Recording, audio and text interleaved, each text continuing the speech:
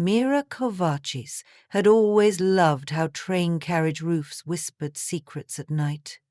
The soft percussion of rain on metal, the groan of steel wheels rocking over imperfect rail joints, and the susurration of slumbering passengers blur into something that sounds, to her, like a giant pen scribbling.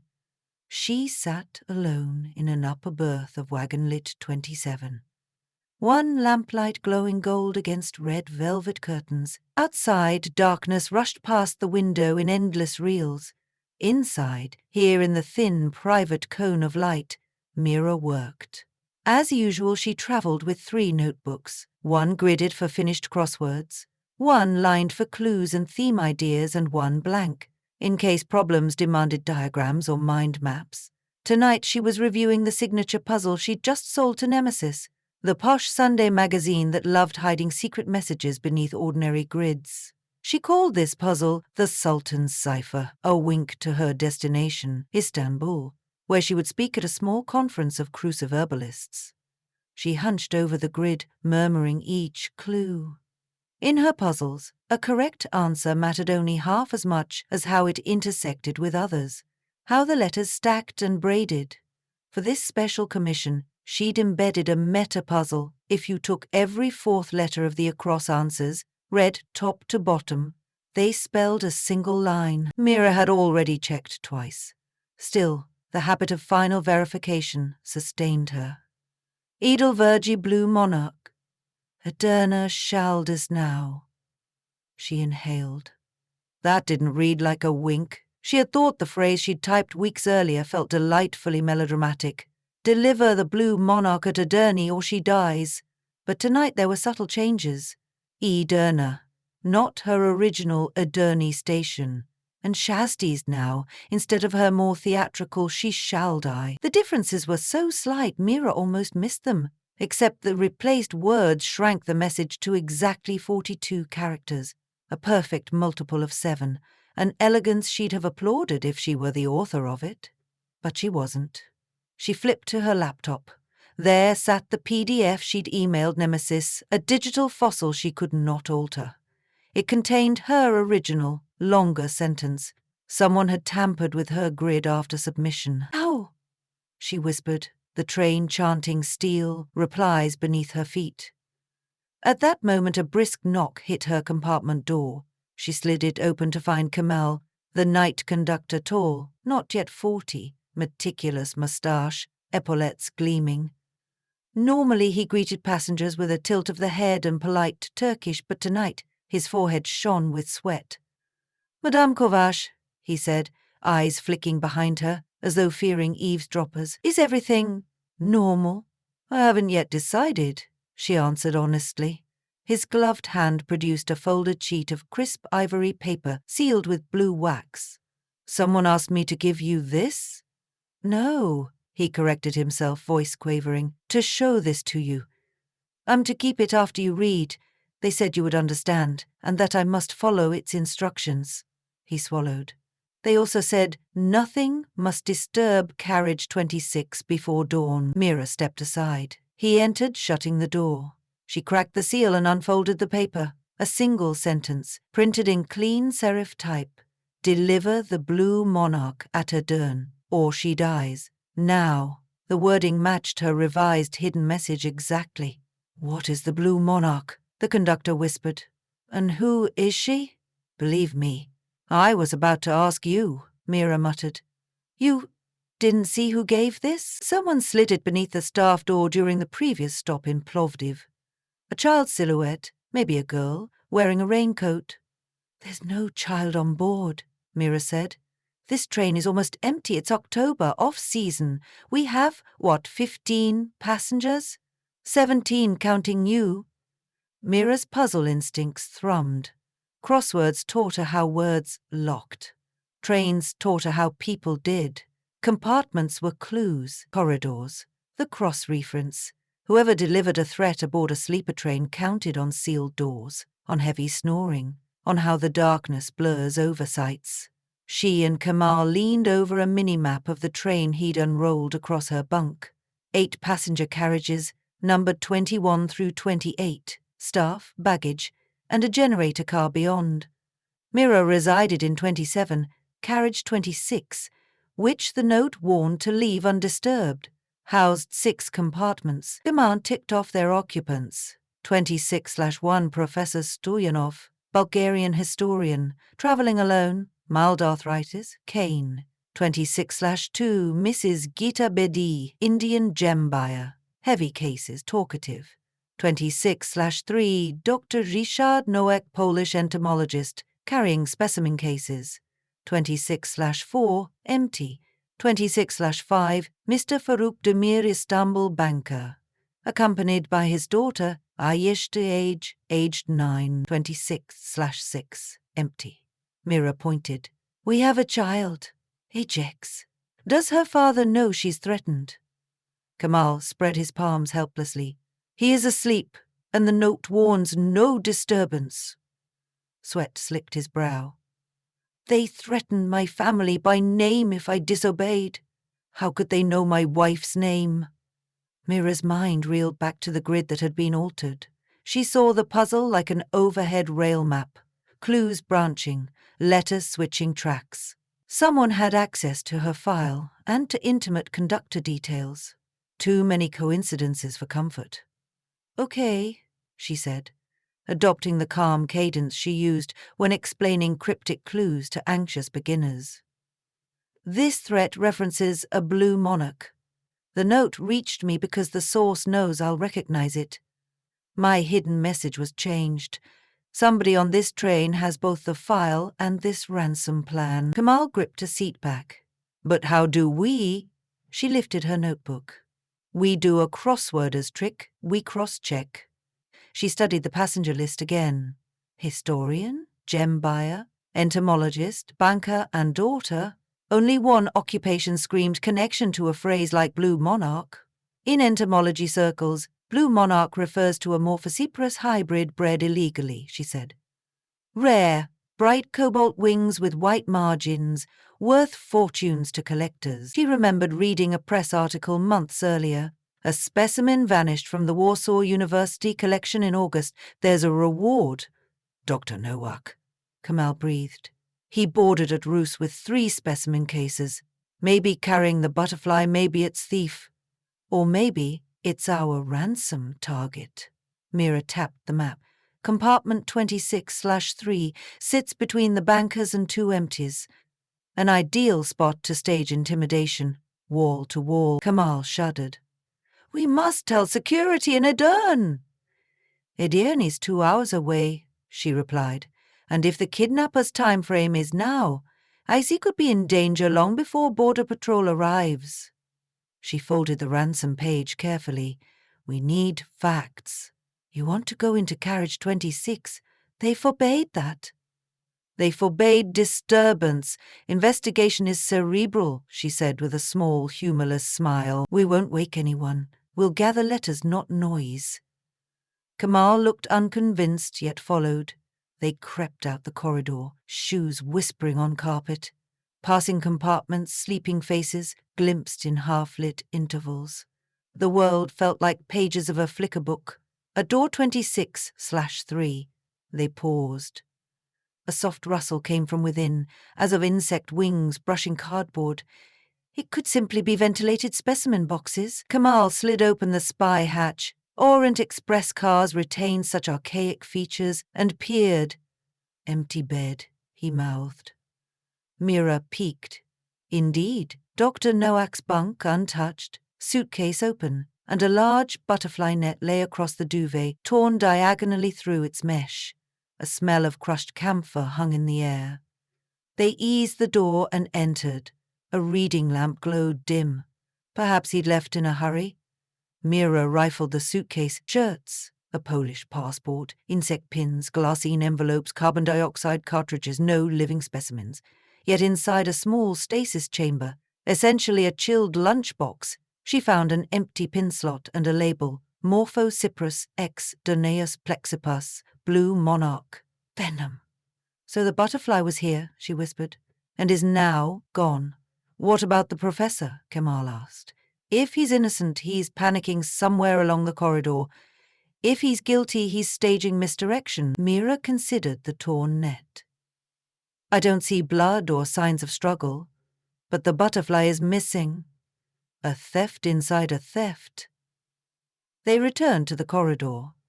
Doors to 26/1 and 26/5 remained shut.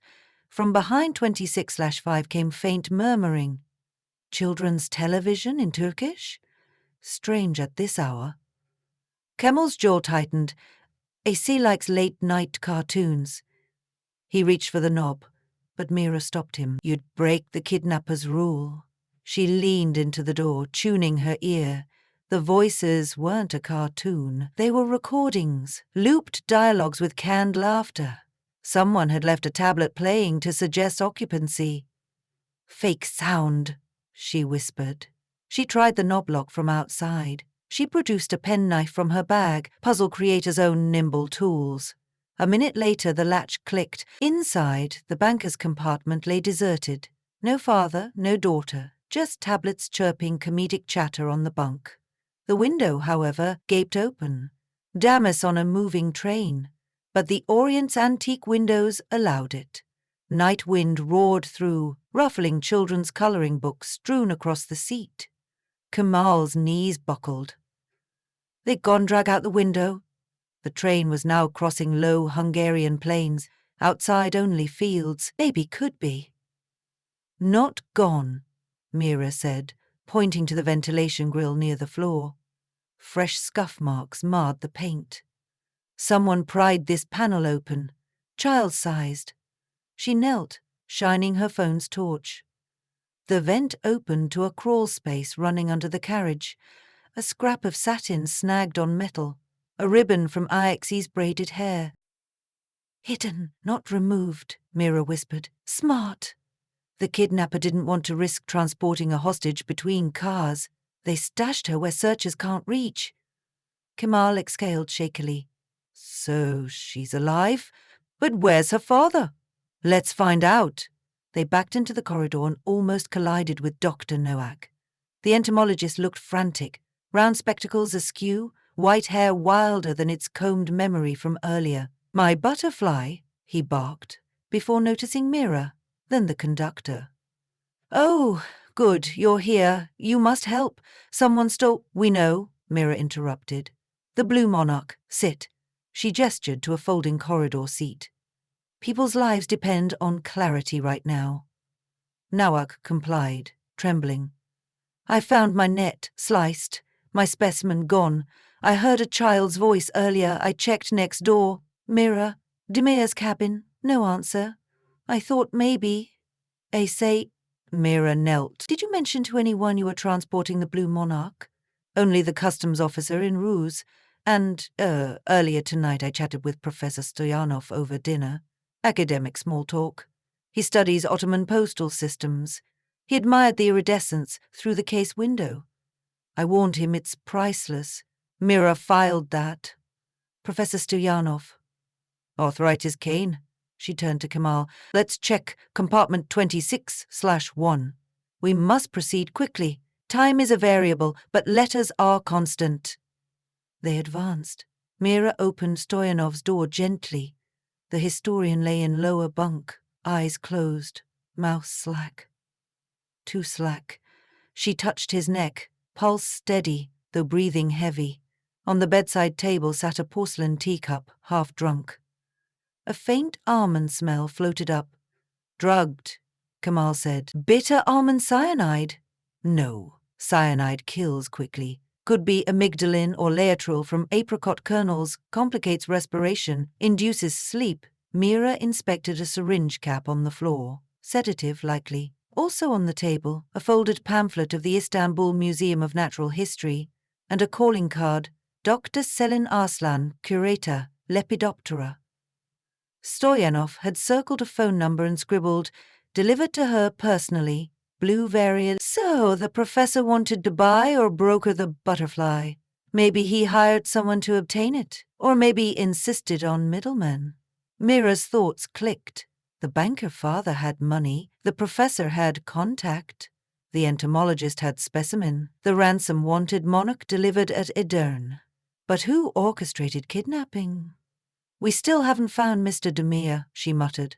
As if summoned, muffled coughing sounded behind 26/4, the empty cabin. They rushed and opened it. Farouk Demir knelt inside, wrists zip-tied to a luggage hook, mouth gagged with silk. Kamal cut him free. The banker's first words, "My daughter?" "Safe, we believe," Mira answered. "Who did this?" He gulped air, face slick with perspiration. "A woman in an attendant's uniform. She knocked, said there was a problem with my ticket. When I stepped out, she jabbed me with something. I woke here." He rubbed wrists. "She had red hair?" "Freckles." Mira exchanged a look with Kamal. The staff list had only 2 female attendants, both brunette and older. "Impersonation," she said. "Where's that uniform now?" Demir blinked. "I saw a bundle under the seat before she gagged me." They checked. There it was, navy jacket, cap, epaulettes, perfect disguise. Inside the capband a printed label, L. Becker. Noack peered in from the hall. "Leonie Becker, the German student, in carriage 28. I met her boarding in Vienna. She said she studied design." "Weaver of patterns," Mira murmured. "Maybe design of crosswords." Her heartbeat drum-rolled.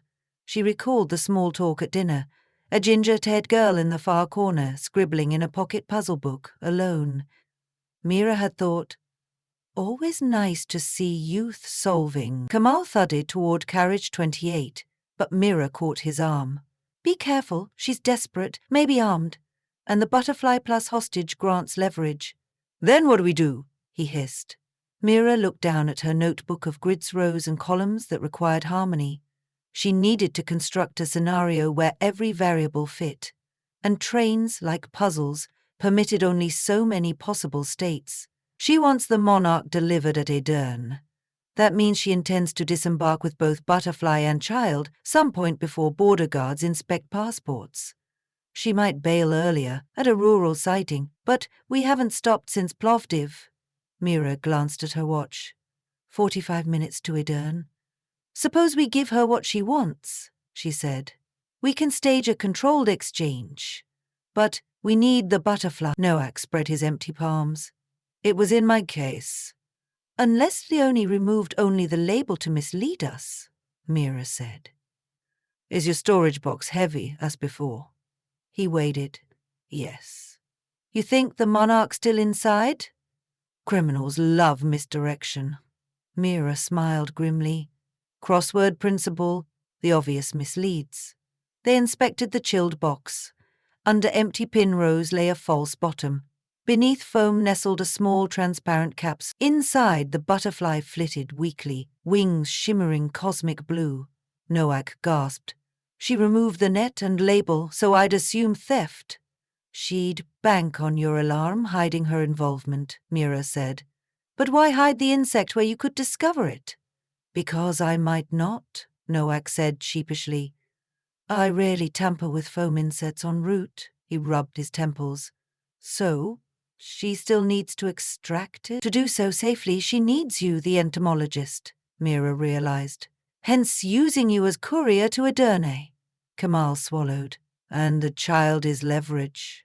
A plan blossomed like radial symmetry of a perfect grid.